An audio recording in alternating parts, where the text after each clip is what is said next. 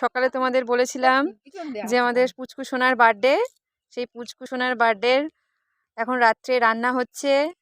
দেখো উনুনে, এই উনুনে আমাদের সবাই রান্না করা হয়। সেই উনুনে পুচকু সোনার বার্থডের জন্য রান্না হচ্ছে। সেই রান্নার এখানে প্রস্তুতি নেওয়া হয়েছে। মাংস রান্না হবে। মাংস রান্নার জন্য যা যা লাগে, পেঁয়াজ, আদা, রসুন সব আনা হয়ে গেছে।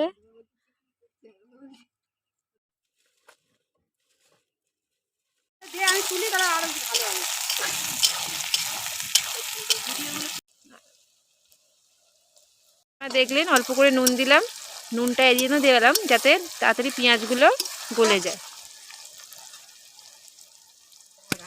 একটু আদা রসুন দিয়ে দিলাম, এবার টমেটোগুলো দিয়ে দিলাম, সেগুলো ঢেলে দেওয়া হলো। আমাদের মাংস রেডি।